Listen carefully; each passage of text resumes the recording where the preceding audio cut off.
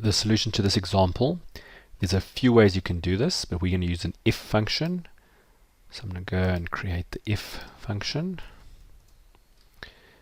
So the logical test we're going to use here is we're going to tell Excel, please go look in the debit column. Is that equal to 0? Because we know that if there's nothing here, then what it must do is it must go look and get the negative of that cell there. If, however, there is something there, so it's not a 0, then it must go and get that cell there.